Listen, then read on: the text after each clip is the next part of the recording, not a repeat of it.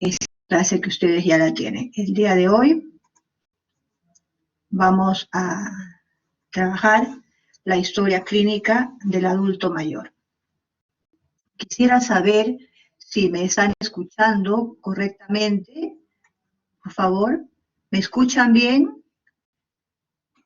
¿Estamos bien? Excelente. Entonces comenzamos con la clase. Gracias, chicos. Muy bien.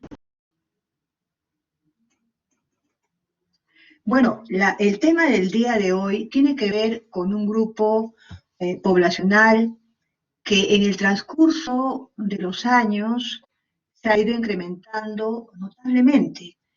Tanto es así que la Organización Mundial de la Salud nos dice que el adulto mayor, es decir, personas aquellas mayores de 60 años, fíjense, para el año 2050, van a ser más o menos el 80% de las personas mayores que viven en países de ingresos bajos y medianos, donde se ha incluido nuestro Perú. Fíjense la cantidad de adultos mayores que serán el año 2050 y que ustedes van a tener la oportunidad de tratar, de manejar. Por eso es tan importante conocer qué características tiene este grupo de personas. No es lo mismo hacer una historia clínica de un paciente joven con todas sus facultades, con un adulto joven, que con una persona mayor de 60 años. Y fíjense qué importante es esta población y conocer sus características, porque en la pandemia que estamos viviendo, que la verdad nadie se esperaba vivir una situación tan compleja, sobre todo quienes trabajamos en los hospitales, estamos viendo que los más vulnerables está conformado por el grupo de los adultos mayores y los pacientes que tienen algún tipo de comorbilidad. Pero coincide mucho que este grupo poblacional suele ser muy vulnerable frente a determinadas agresiones. Y fíjense que todas las personas adultas mayores son distintas. Algunas van a tener un nivel funcional de una persona joven. Ustedes van a verlo trotando o manejando bicicleta, haciendo su vida normal. Pero otras que a esa misma edad necesitan asistencia permanente, es decir, que son personas dependientes. Entonces es muy importante calificar qué tipo de adulto mayor somos para que podamos nosotros identificar en qué podemos ayudarlos para que tengan una calidad de vida durante el envejecimiento. ¿Y qué factores influyen en la salud de los adultos mayores? Existen factores individuales y también existen factores ambientales. Fíjense ustedes, si yo soy una persona que a los 30, 40, 50 años he hecho ejercicio, probablemente tengo una ventaja frente al sedentario. Si soy una persona que no ha sufrido caídas, no ha sufrido fracturas, está controlada mi presión, tengo buena alimentación, entonces voy a tener probablemente una vejez menos complicada. Pero a todo esto se añade también el factor genético. Miren, depende mucho, dice la literatura, ¿no?, de las apolipoproteínas, del déficit de la hormona de crecimiento y de la máxima edad genética para la que ahora estamos programados. Pero también existen factores ambientales, el tipo de vivienda, a lo mejor he sufrido algún tipo de accidente, que necesito dispositivos para poder desplazarme, a lo mejor soy una persona que vive sola o que vive en un albergue, ¿no? Soy una persona que no puede desplazarse, no puede movilizarse, eso puede influir mucho en la calidad de vida que tenga yo durante el envejecimiento. Ustedes dirán a qué viene todo esto. Fíjense que nosotros acá vamos a hablar de dos conceptos importantes, lo que es la vitalidad y lo que es la fragilidad. Miren, acá estamos viendo una balanza que está midiendo la reserva funcional, es decir, la capacidad de respuesta. Ustedes están en esta balanza. que es la balanza de la vitalidad. Los adultos mayores nos encontramos en este lado de la balanza, que es la fragilidad. Habíamos dicho que los pacientes adultos mayores son vulnerables, pero son vulnerables en relación a la fragilidad. ¿Y qué significa la fragilidad? Doctora, disculpe. Sí, adelante. Doctora, disculpe. Lo que pasa es que creo que las diapos no las podemos ver todavía. Ya las estoy compartiendo. No, o sea, nosotros no las podemos ver. Vamos a ver esto. Entonces vamos a compartirlo. Gracias. Ya, vamos a compartirlo como compartir archivos nada más, ¿ya? Porque la verdad que se ve más pequeño, pero bueno.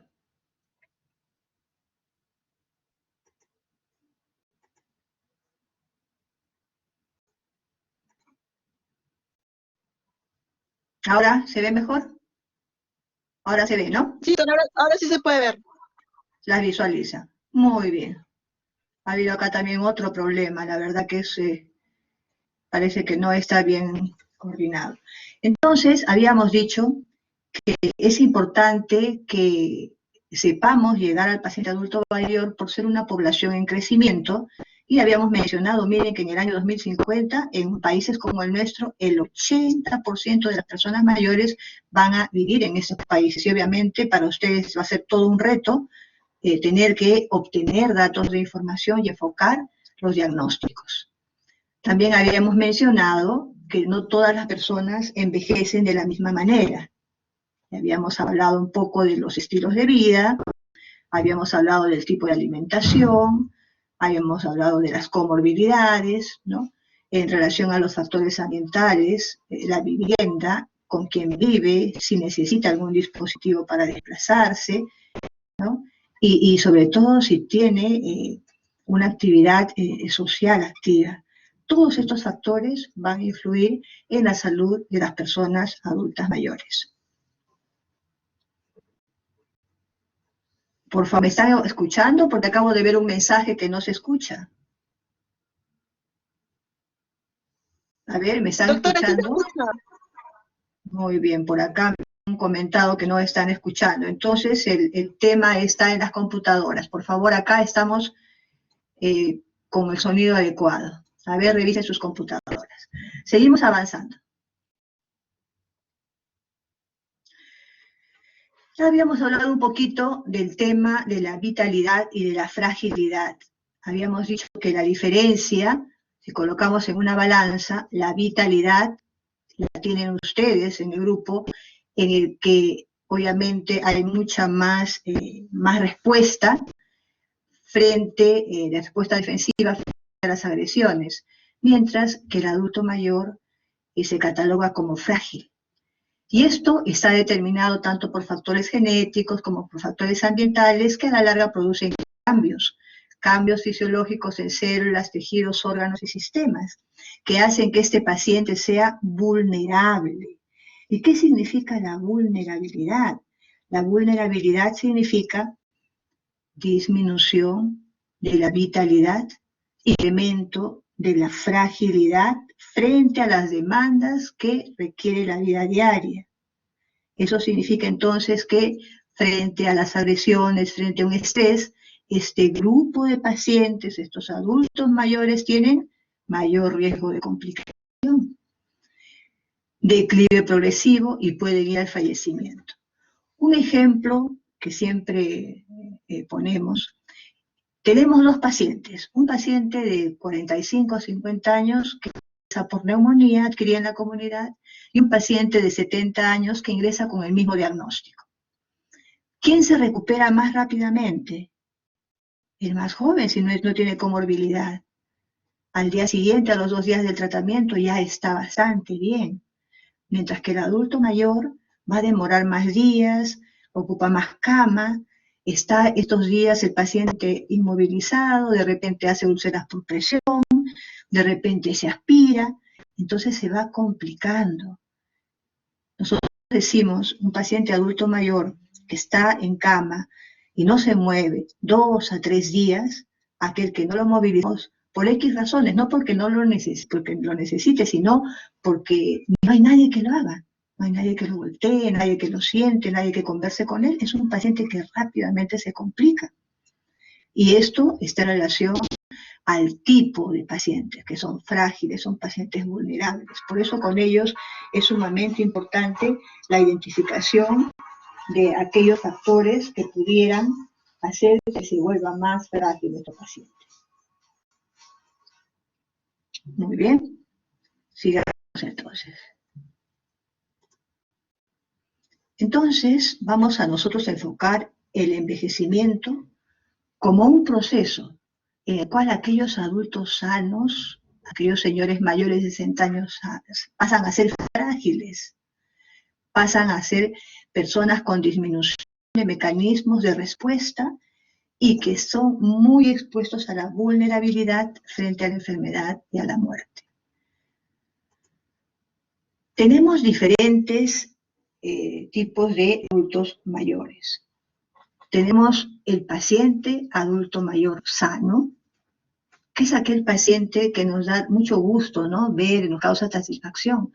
Es un mayor de 60 años que tiene las características físicas de una persona de esa edad, pero que está mentalmente relacionado y que tiene un desempeño social de acuerdo a su edad cronológica. Participa, colabora, hace ejercicios, etc., ¿no?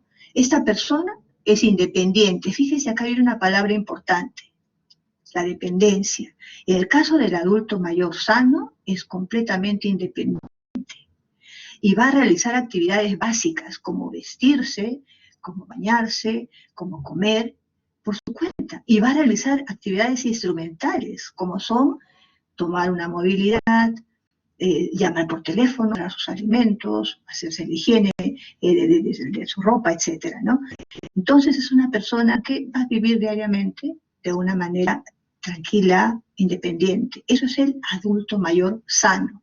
Es un grupo de población en el cual hay que trabajar mucho la prevención y promoción de la salud. El otro grupo de pacientes adultos mayores son los pacientes adultos mayores enfermos, o la población adulta mayor enferma. Fíjense, estos son adultos mayores de 60 años que pueden presentar algún problema agudo o algún problema crónico, pero que no los vuelve inválidos, no los vuelve dependientes, ¿no? Es cualquier adulto mayor que tiene una enfermedad. Puede ir al hospital, puede ir a un consultorio, pero que es un proceso único. Por ejemplo, una neumonía, una deshidratación por diarrea. No tiene demencia. Es un paciente que no tiene problemas sociales, no es un abandonado, no vive en un albergue, ¿no? Y nosotros convencionalmente lo podemos tratar como cualquier otro paciente de otro grupo poblacional, pero haciendo hincapié mucho en el tema de una evaluación adecuada, como vamos a ver después con la historia clínica que vamos a desarrollar con ellos. Entonces ya tenemos dos tipos de pacientes adultos mayores: los sanos, los enfermos. Viene la tercera parte, la tercera clasificación del paciente adulto mayor frágil.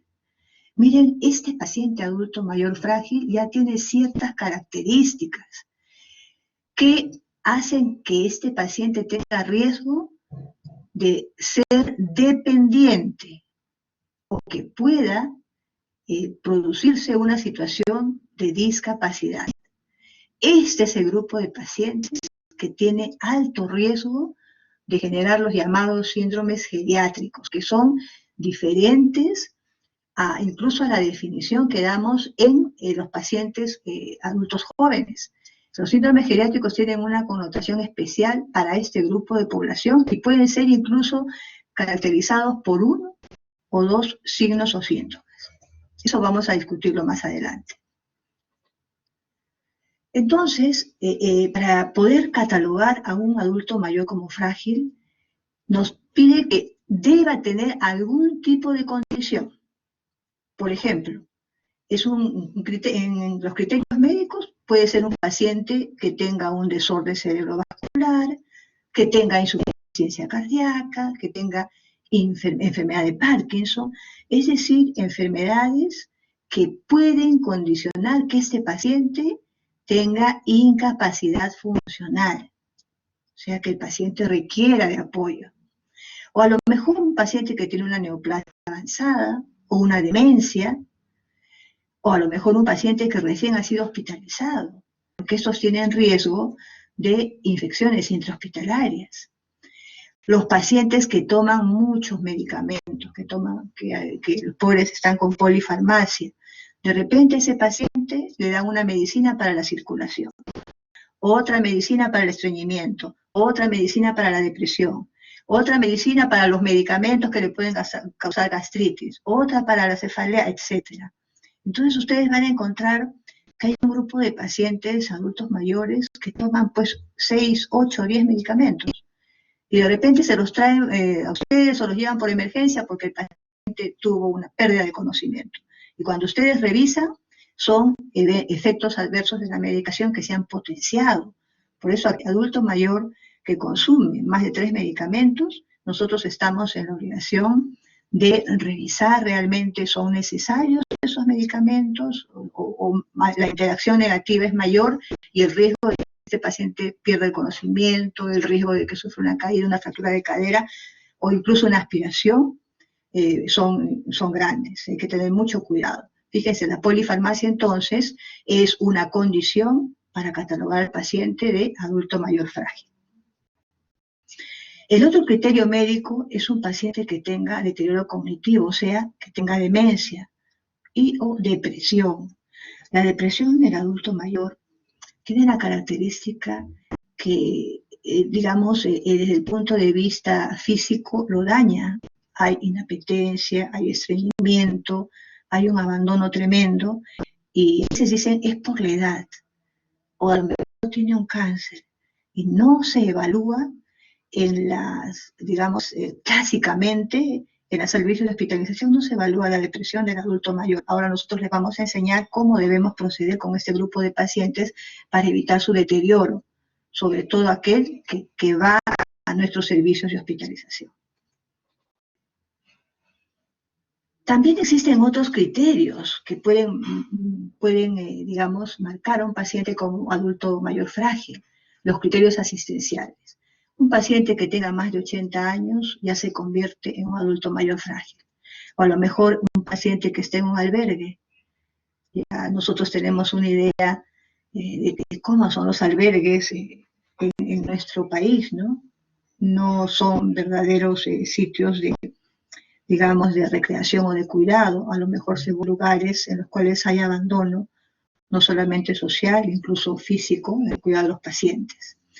Fíjense, dentro de los criterios sociales, a lo mejor este paciente adulto mayor que tenía 70 años se ha enviudado y vive solo, ¿no? A lo mejor este adulto mayor no es capaz de hacer actividades básicas de la vida diaria, no puede bañarse solo, no puede ir al baño solo. A lo mejor es un adulto mayor que no tiene recursos económicos y vive solo, ha sido cambiado de domicilio, etcétera. La familia rechaza, etcétera. Entonces, cualquier criterio de estos que hemos mencionado, el cumplimiento de uno de ellos hace que nosotros podamos clasificar a este paciente en el grupo del adulto mayor frágil. Y ya su nombre lo dice, es un adulto mayor que es sumamente vulnerable frente a cualquier agresión.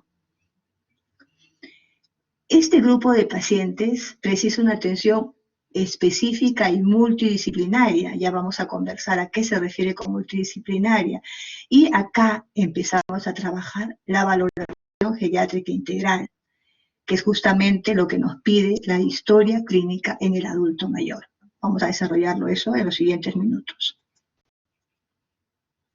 El otro grupo de pacientes es el llamado paciente geriátrico.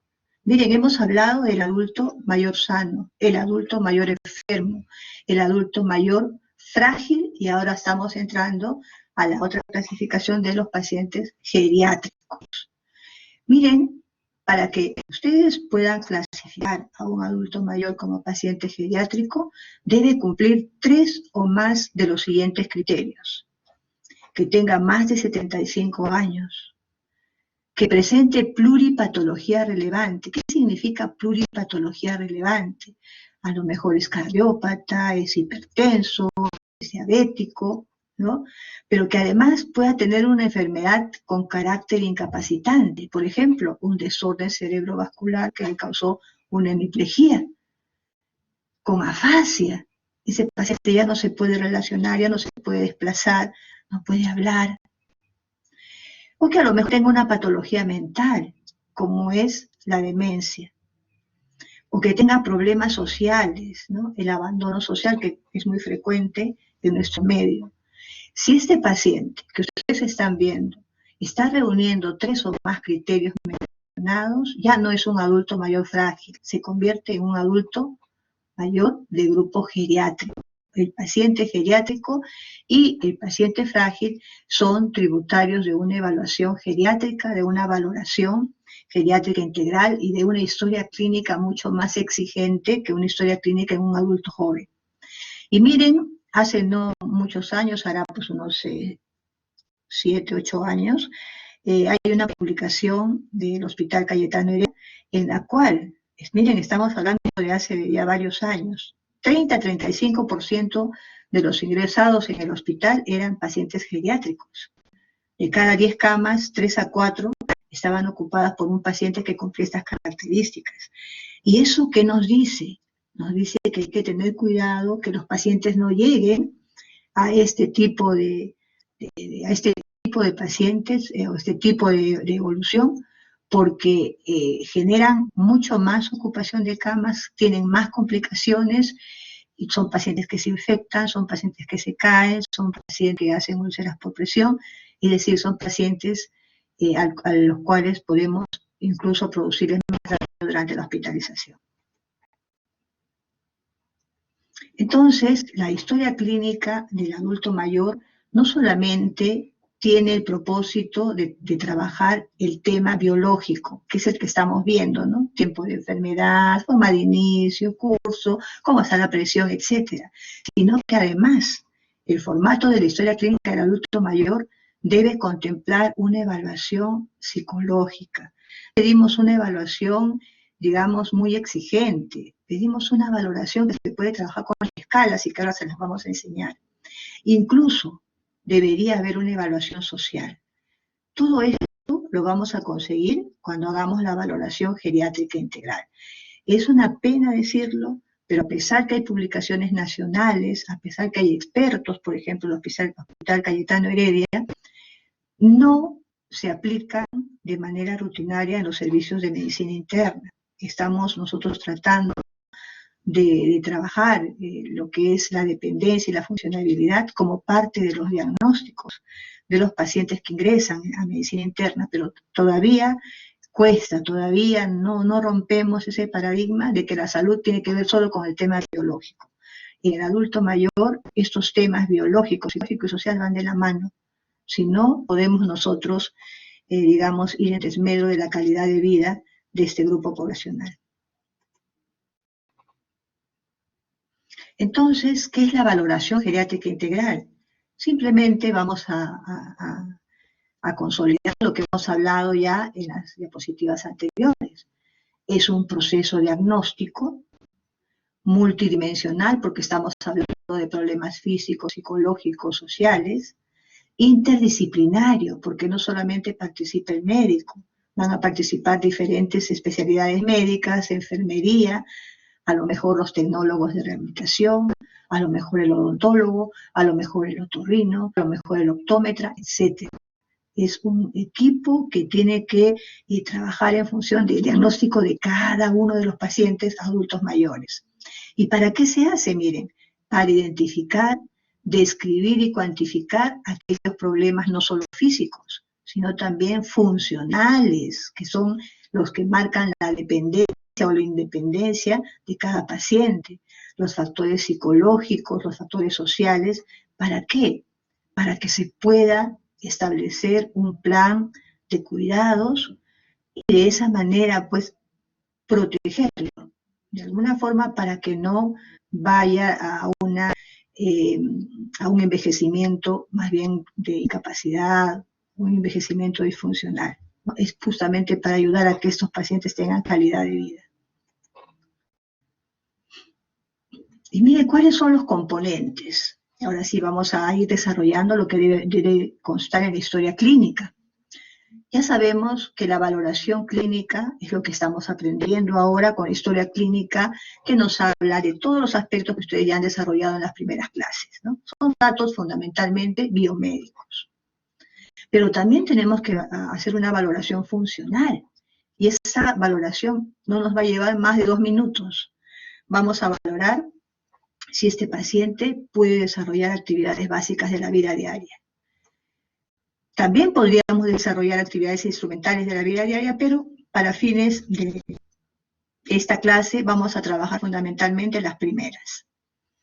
Debemos también realizar una valoración mental, tanto de la función cognitiva como de la función afectiva.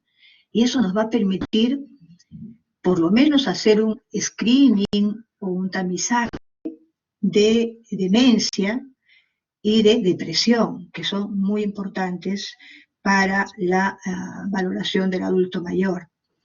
Idealmente deberíamos hacer una valoración social, pero desafortunadamente nuestro sistema no está preparado para esto, sobre todo en los hospitales del Ministerio de Salud. Difícilmente puede haber una valoración muy concienzuda respecto al aspecto individual y sociofamiliar, o las redes de apoyo como los grupos del adulto mayor, algún tipo de grupos sociales, etcétera, ¿no?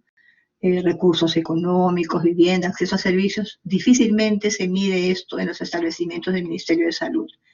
Sin embargo, los subsectores como son el Hospital Naval, el Hospital de la FAP, alguna parte de la Seguridad Social, ellos hacen esta valoración porque son pacientes cautivos, son pacientes que tienen, digamos, un estudio previo y pertenecen a estas instituciones de jóvenes.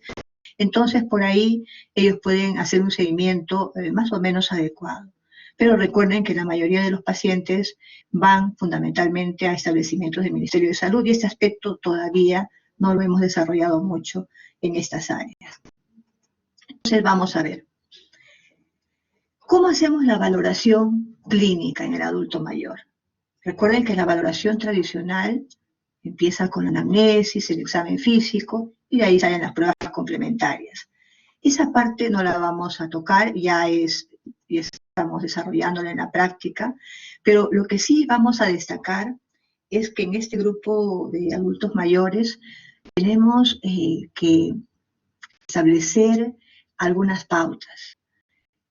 Estos pacientes pueden tener dificultades en la comunicación, entonces a lo mejor vamos a requerir hacer la anamnesis o completar la anamnesis con el familiar o con el cuidador. Necesitamos otras fuentes de información, porque a lo mejor el paciente se ha olvidado, se confunde, entonces ahí se establece una comunicación a veces insuficiente.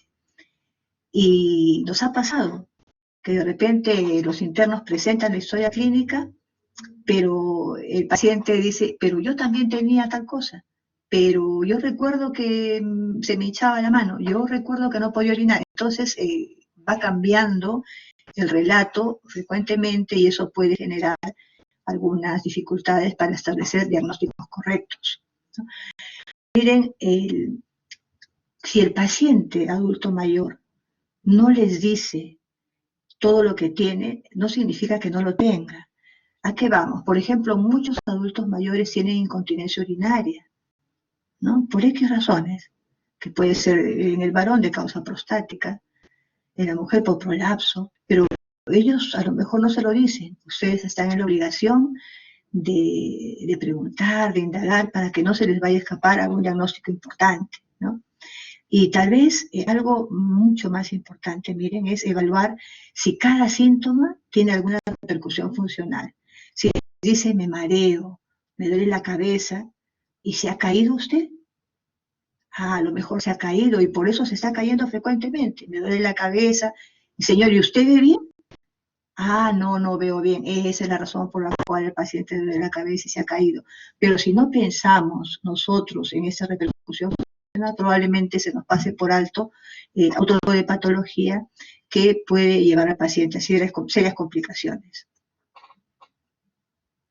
¿Qué más? Miren, los adultos mayores tienen muchas, se quejan de mucho, ¿no? Decimos, ¿qué paciente es tan quejoso?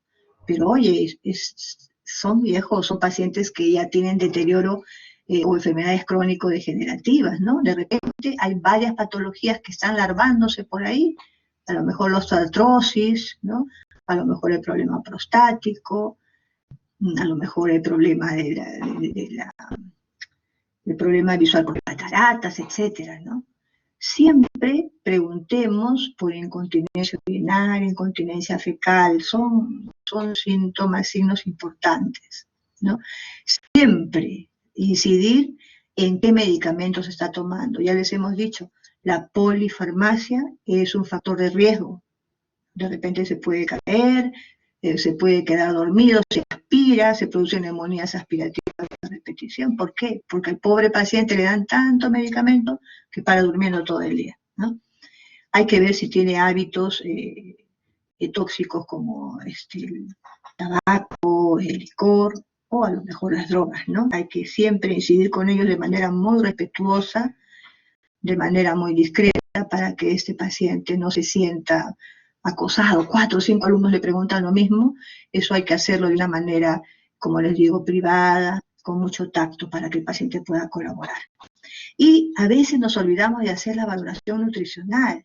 Hay que ver, hay que examinar cómo está esa lengua, cómo están esas mucosas, ¿no? Cómo está la piel, o a lo mejor tiene algo de edemas, etcétera. Se nos pueden escapar algunos datos importantes sobre la valoración nutricional, que de repente es una anemia megaloblástica porque el paciente no tiene dientes, si estamos buscando cáncer, etcétera, y simplemente corresponde a un problema por déficit de vitamina B.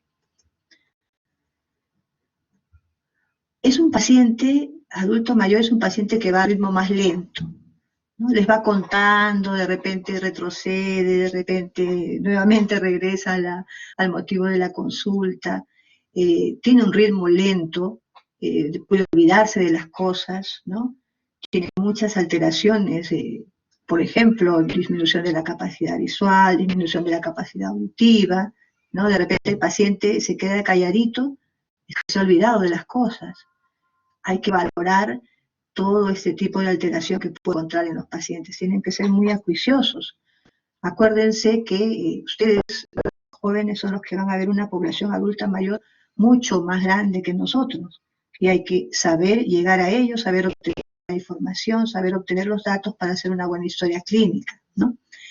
Otro tema que, bueno, ustedes no lo están viendo en este momento, pero en los hospitales grandes, en los servicios grandes de medicina, sobre todo los hospitales nacionales del Ministerio de Salud, por la infraestructura tan antigua, tenemos salas pues de 30, 40 camas. Y hay que saber respetar la dignidad del paciente, sea hombre o mujer, ¿no? En el sentido de colocar biombos para hacer el laboratorio y el examen más privado. Hay que darse cuenta que estos pacientes van con mucho miedo y ansiedad. Entonces, la forma de llegar a ellos, el tono de la voz, el tener la paciencia suficiente para poder guiarlos en el interrogatorio, hay que darles tiempo para que respondan, ¿no? De repente nos cansamos al minuto y nosotros le preguntamos, no, hay que escuchar primero sin interrumpir y después recién hacer la repregunta para no confundirlo. Miren, antes de este tema de la pandemia, se aconsejaba mucho darle la mano a los pacientes a la hora que se les saluda, o de repente al adulto mayor colocarle la mano en el hombro como para darle, digamos, un mensaje de apoyo. Obviamente que en estas condiciones de la pandemia ya no se sugiere un acercamiento tan como se hacía antes, ¿no? Entonces, de maneras queda digamos, mencionar esta estrategia de acercamiento al paciente. La entrevista debe ser dirigida y hay que reiterar los mensajes. De repente nosotros le debemos decir, mire señor, ya no va a tomar esta pastilla, recuerde usted repreguntarle, hacerle una lista esto tiene que tomar, esta es la pastilla que corresponde a tal hora, etcétera, ¿no? Y en lo posible no dar tanta medicación que pueda tener efectos colaterales que se repotencian. El examen físico. Usualmente en el adulto mayor tenemos ya establecidos algunos criterios, ¿no? Son los mismos que ustedes van a trabajar con el adulto joven, pero con ellos tenemos que ser mucho más exhaustivos. Por ejemplo, énfasis en cómo está el estado de nutrición. Hay que medir el índice de masa corporal. Ya ustedes van aprendiendo cómo se saca, cómo se calcula, ¿no? Como el peso sobre la talla al cuadrado. Hay que buscar algunos factores, digamos, o algunos signos de desnutrición. Por ejemplo, las lenguas, si está depapilada, si está lisa, los dientes, en qué estado de conservación están, ¿no? Pues les permite comer al paciente. A lo mejor es que está bajando de peso y hace edemas porque no está ingiriendo la suficiente cantidad de proteínas, ¿no? Está hidratado. El adulto mayor, de repente ustedes lo dejan al abuelo una mañana, una tarde, y ya se deshidrató para la noche porque no le dieron la suficiente cantidad de agua, ¿no? ¿Cómo está la visión? ¿Cómo está el oído? ¿Escucha realmente? ¿Está viendo bien? Acuérdense que hay muchas patologías del adulto mayor, como son la autoesclerosis, como es la catarata, etcétera. También hay pérdida del gusto, la disgeusia o la geusia. ¿Cómo está la presión arterial? En decúbito y sentado de pie, porque nosotros estamos en la obligación de ver si este paciente tiene ortostatismo, es decir, si cuando él se sienta o se para cae la presión. Si cae la presión, ese paciente puede perder el conocimiento. Entonces hay que tomarle la presión en decúbito y sentado o de pie. Ver cómo está la piel, cómo están las mucosas. Hay que examinar el aparato locomotor y sobre todo, fíjense, valorar el pie. Acuérdense que el adulto mayor no es una persona pues con todas las facilidades, digamos, de funcionalidad. Entonces hay que ver cómo está ese cuidado del pie. No se nos vaya a estar escapando por ahí una lesión gangrenosa de un paciente que es de un diabético mayor, ¿no? Hay que examinar cómo están esas uñas, ¿no? ¿Qué está pasando con su circulación, etcétera? En el aparato cardiovascular podemos encontrar incluso soplos relacionados a una arteriosclerosis. Por ejemplo, es muy frecuente la estenosis aórtica, que puede tener incluso pérdida súbita del conocimiento y muerte. En aparato respiratorio podemos encontrar crepitantes, estertores, ruidos anormales que pueden estar en relación a una fibrosis senil. Neurológicamente también podemos encontrar algún tipo de alteraciones, que pueden ser alteraciones de la fuerza, alteraciones de la sensibilidad, ¿no? Pero sobre todo tenemos que valorar si ese paciente está realizando, digamos, movimientos, si ese paciente puede desplazarse solo, etcétera. Miren, el examen físico tiene que ser mucho más exhaustivo. Tiene todos los criterios de evaluación que ustedes están aprendiendo, pero con ellos hay que tener mucho más cuidado, ser mucho más acuiciosos. Por otro lado, miren, el adulto mayor de repente viene con tos, viene con expectoración amarillenta o verdosa, y ustedes dicen, puede ser una infección, efectivamente, pero se preguntan, señor, ¿ya ha tenido fiebre? Y le dicen, no, más bien tengo frío, pero no tengo fiebre, no tengo calentura. Y eso pasa porque el adulto mayor no presenta esta respuesta que presenta la gente joven. La fiebre es poco frecuente, más bien tienden a hacer hipotermia. Entonces la ausencia de fiebre no me va a descartar una infección en el adulto mayor. Si está viviendo con tos, con expectoración verdosa, o simplemente con una tos que a lo mejor no puede expectorar el paciente porque también tiene esas características de dificultad para la expectoración, entonces ustedes no van a dejar de pensar en una neumonía, o a lo mejor si viene más comprometido en una sepsis, esperando que haya fiebre, y no es común que encontremos la fiebre como un marcador de infección en el adulto mayor. Hay que tener mucho cuidado. Ya habíamos dicho Pueden haber soplos, pueden haber crepitantes y pueden haber alteración de algunos reflejos neurológicos.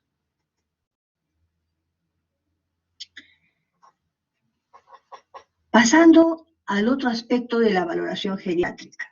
Ya hemos hecho la evaluación desde el punto de vista biológico. Como les recalco, es igual a la valoración que están aprendiendo, pero haciendo hincapié en los aspectos que ya hemos desarrollado. Buscando, no esperando que el paciente se los mencione, sino buscando, digamos, algunos aspectos que me hagan sospechar de compromiso de órgano de los sentidos, de hipovitaminosis, de hipotensión ortostática, etc. La segunda valoración que se hace en la historia con este tipo de pacientes es la valoración funcional. Y ustedes dirán en qué consiste. Esta valoración funcional me va a indicar cuán dependiente o cuán independiente es el paciente. Y este grado de dependencia o de independencia es uno de los mejores indicadores del estado de salud de los pacientes. Predice la morbimortalidad y la incapacidad. Fíjense qué importante, porque un paciente adulto mayor con discapacidad o con incapacidades es un paciente que requiere asistencia. Asistencia que no solamente es asistencia médica, es asistencia también familiar, es asistencia social, que en nuestro medio no hemos todavía desarrollado como debe ser, y por ende es un adulto mayor que se deteriora fácilmente.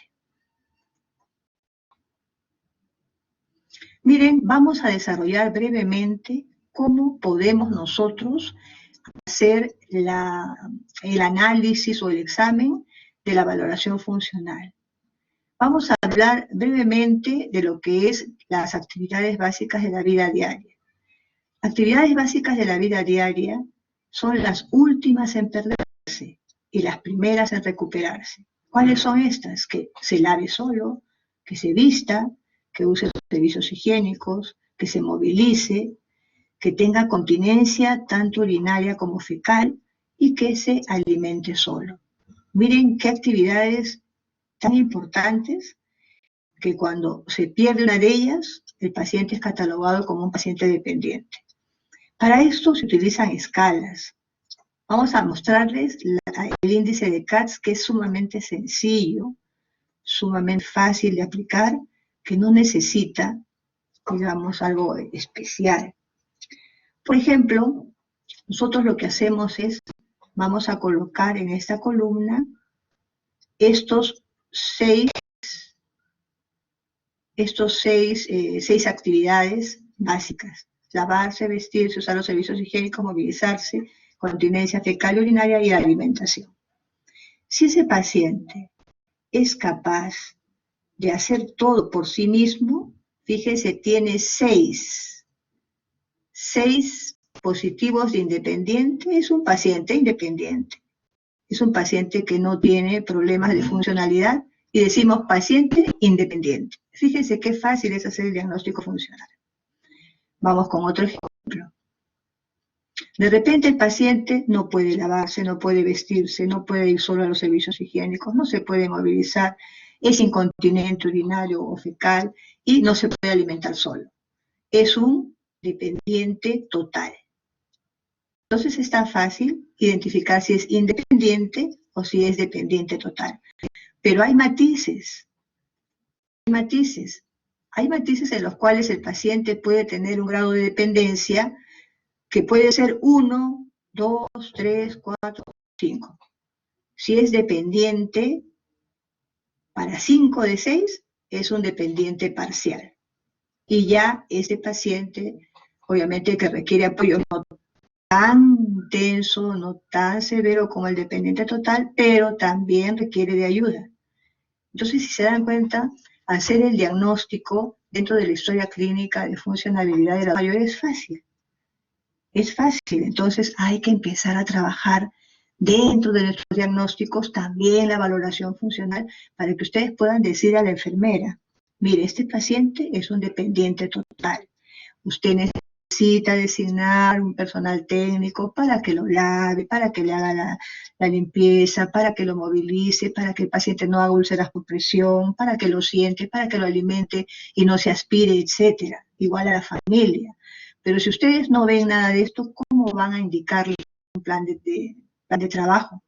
Ni en casa, ni en el hospital, y ahí es que los pacientes se pueden complicar. Solo para mencionarles y no dejar de lado este tema, también se valoran las actividades instrumentales de la vida diaria. No vamos a desarrollarlo esto ahora, ¿no? Inicialmente, ustedes con hacer las actividades básicas ya podrían ir mejorando la historia clínica, ¿no? Estas actividades instrumentales tienen que ver con actividades más elaboradas, ¿no? Se aplica más que nada cuando son personas que viven solas. Y el hecho de que las actividades no las pueda realizar puede ser un marcador precoz de una demencia. Fíjese qué importante. Esto lo utilizan mucho en el extranjero y en los lugares donde tienen albergues bien llevados para el adulto mayor para identificar cómo va evolucionando ese paciente en el transcurso del tiempo. Ahí está lo que les había mencionado, el uso del teléfono, el de compras, lavar la ropa, preparar la comida, etcétera, ¿no? Usan una escala que se llama Lawton y Brody, que la pueden revisar para que ustedes puedan tener, digamos, más información. Pasamos a la tercera valoración. Hemos hablado de la valoración biológica, hemos hablado de la valoración funcional.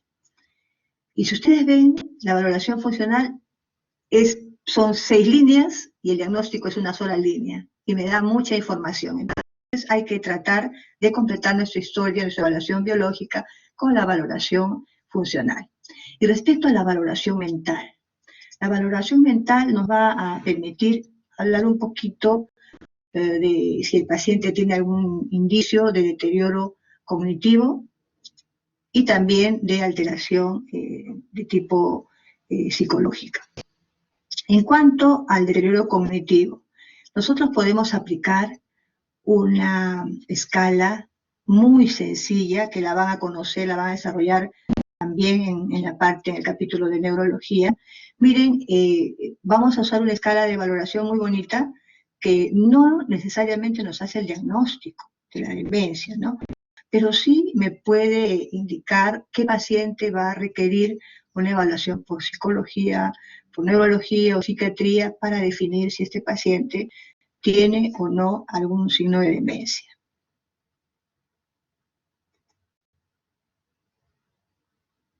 Vamos a utilizar el cuestionario de Pfeiffer. Acá a ustedes se les está indicando cómo se diagnostica en las conclusiones. Son 10 preguntas. Si el paciente tiene 2 errores, es normal.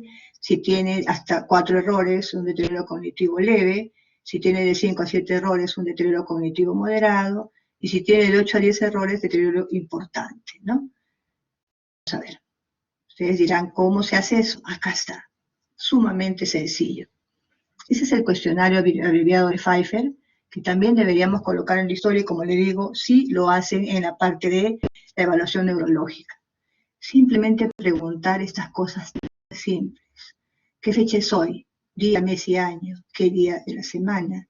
¿En qué lugar estamos? Su teléfono, la dirección, cuántos años tiene, dónde nació, el nombre del presidente de Perú, el nombre del anterior presidente, el primer apellido de su madre, restar de 13 de 3 desde 30. Entonces, fíjese cómo nosotros evaluamos este cuestionario en un adulto mayor, pero no solo en un adulto mayor, podemos aplicarlo en cualquier tipo de pacientes. Ustedes también pueden aplicar, si van a ver si lo responden rápidamente, sobre todo en la última parte. Miren, vamos a hablar de una valoración cognitiva normal que tiene hasta 2 errores. Me puedo equivocar hasta en 2 puntos, tengo 2 errores, es normal. Si tengo de 3 a 4 errores en cualquiera de estas preguntas, ya hablo de deterioro cognitivo leve. Si tengo de 5 a 7 errores, deterioro cognitivo moderado, y si tengo de 8 a 10 errores, deterioro cognitivo severo. Como hemos dicho, no es diagnóstico, pero me permite encontrar indicios de demencia poder tomar las precauciones, las evaluaciones y las medidas que requiere este paciente para no deteriorarse más en la evolución de su envejecimiento. Muy sencillo, muy bonito. Acá, por ejemplo, si les colocamos 1, 2, 3, 4, 5, 6, 7, si son estas erradas, estamos hablando de un deterioro cognitivo moderado.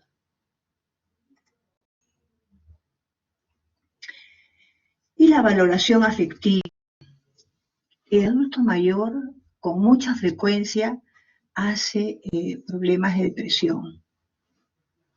La detección es a veces compleja, ¿no? A veces pensamos que tiene algo de fondo, que es normal el adulto mayor. No, no es así. Se puede confundir con la demencia de inicio. Por eso es importante hacer un screening. Fíjense qué sencillita es esta escala que se puede aplicar en cualquier paciente adulto mayor. Simplemente vamos a hacer 4 preguntas. Ustedes están revisando, ¿está satisfecho con su vida? ¿Se siente indefenso? ¿Tiene problemas de memoria? ¿Siente desgano o se siente imposibilitado respecto a actividades de interés?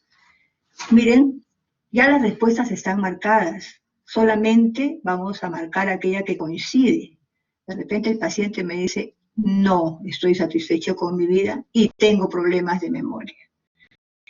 Con que tenga 2 a más marcas que coincidan, ya estamos hablando que es un paciente que tiene manifestaciones depresivas. Entonces, si se dan cuenta, es sumamente amigable, sencillo, y ya ustedes pueden hacer el diagnóstico de funcionalidad, el diagnóstico de un deterioro cognitivo y el diagnóstico de una depresión, de la valoración afectiva.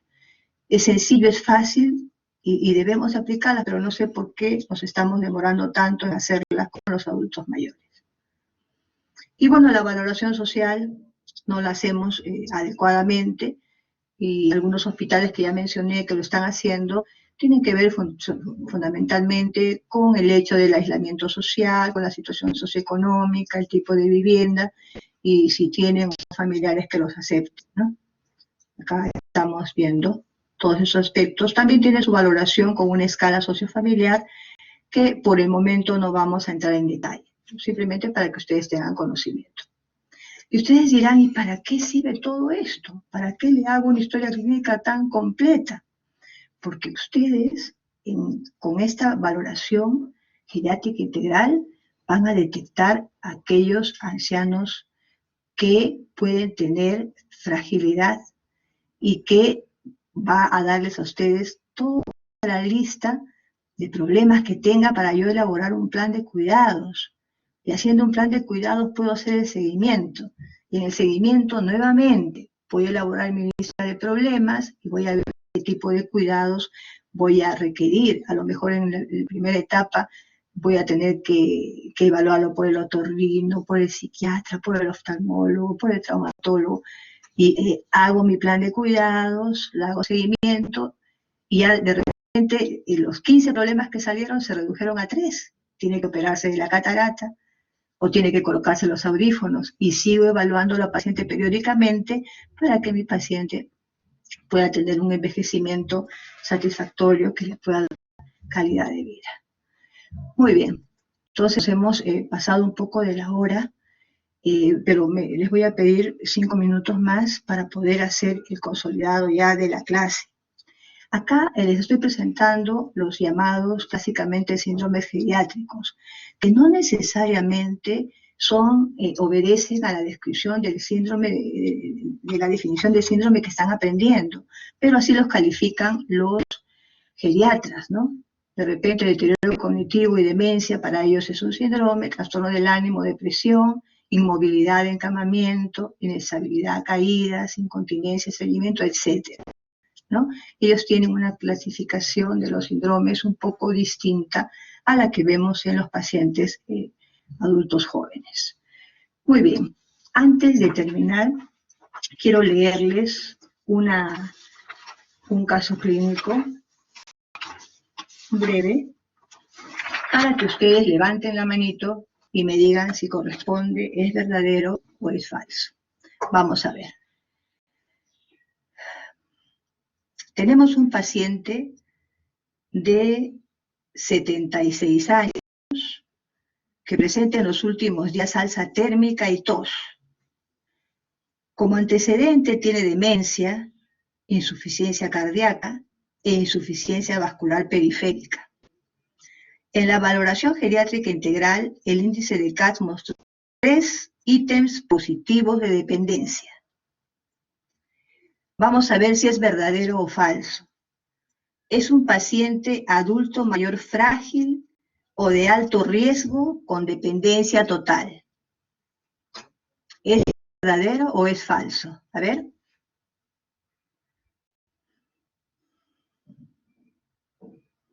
A ver, levanten la mano. ¿Quién se atreve? ¿Verdadero o falso?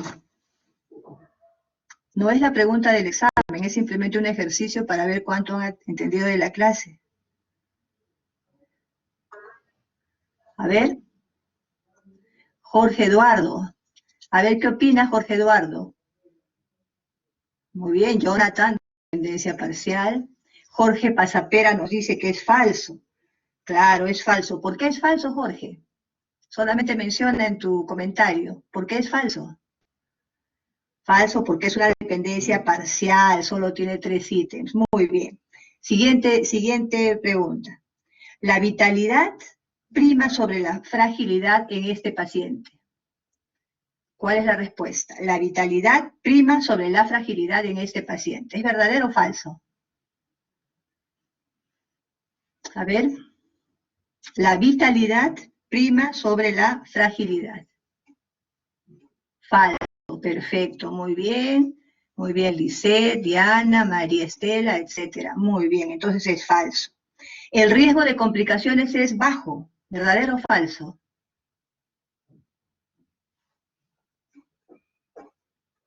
Muy bien, Alicia, Diana, Samuel, Lisette. Muy bien, ya están contestando más. Muy bien. Excelente. Muy bien, seguimos. Es un paciente adulto mayor geriátrico con dependencia total. ¿Verdadero o falso? Muy bien, Cristal falso. Karina, Samuel, Renato, Miriam, Carlos David, muy bien, falso, excelente. Siguiente afirmación. La capacidad de respuesta en cuanto a la reserva funcional en este paciente es baja. ¿Verdadero o falso? Muy bien. Madavi dice que es falso, Alejandra dice que es falso, Wilson dice que es falso. Muy bien. Entonces, como estamos viendo, es bastante sencillo. Nosotros vamos a presentarles un caso clínico así resumido para que ustedes puedan, digamos, responder si la afirmación es correcta o es falsa. Vamos a hacer otro ejercicio rapidito, ¿ya? Vamos a ver. Un hombre de 80 años acude a la consulta a su evaluación médica de control. Como antecedentes tiene hipertensión arterial, anemia crónica, depresión y refiere seguir tratamiento regular con 6 medicamentos. Vamos a ver. Los parámetros antropométricos no suelen afectarse en el adulto mayor. ¿Verdadero o falso? Los parámetros antropométricos no suelen afectarse en el adulto mayor. A ver, Jocelyn, Renato, María, Lisette, Alejandro, Wilson, Gustavo, muy bien, falso. Siempre se afectan los parámetros y justamente debemos hacer hincapié, debemos ser muy acuiciosos en este examen. Siguiente afirmación. Este grupo de pacientes requiere solo valoración médica tradicional. ¿Verdadero o falso? Este grupo de pacientes requiere solo valoración médica tradicional. Muy bien, Lisette, Paul, Diana, Wilson, Ana, Liliana, falso, etc. Muy bien. Seguimos. La valoración funcional es predictora de morbimortalidad e incapacidad. La valoración funcional es predictora de morbimortalidad e incapacidad. ¿Verdadero o falso? Vamos. ¿Cuál es la respuesta? Verdadero. Ajá, Kiara, Diana, María, José, Jonathan, Miriam. Muy bien. Eric, ok, muy bien. Excelente. Entonces, así va a ser la evaluación de esta clase. Vamos a presentarles historias clínicas pequeñitas, muy resumidas, y vamos a llevar todas las afirmaciones en relación a la valoración geriátrica del adulto mayor y su importancia, ¿no? Al final de estas diapositivas, ustedes tienen un resumen de la clase en 3 diapositivas, que vale la pena que también la revisen para que puedan, fijar mucho más los conceptos. ¿Hasta acá hay alguna pregunta que quieran hacer? Pueden utilizar el medio de chat. A ver, esperamos. ¿Alguna pregunta? ¿Nada? Levanten la mano si es que van a escribir alguna pregunta, alguna participación. Bueno, ok, espero entonces que hayan entendido, repasen bien, son datos muy importantes. A ver, sí, Paul Marcelo, ya está colgada en el aula virtual la clase desde ayer, ya la colgué. Sí, ya están en el aula listas, efectivamente. Muy bien, de ahí la pueden bajar, son las mismas diapositivas, ¿ya? Y están en PPT para que sea más amigable. Muy bien, entonces ya nos estaremos viendo para la próxima clase. A estudiar y, muy bien, a seguir guardando la cuarentena. El tema de las asistencias, me han informado que automáticamente se están grabando, ¿ya? De todas maneras, a insistir, tenemos algunas dificultades por ahí que no están claras, pero vamos a insistir en esto, ¿ya? Muy bien, chicos, que tengan una buena tarde y a estudiar se ha dicho, ¿ya? Nos estamos viendo la próxima clase. Adiós. Muy bien, que les vaya bien.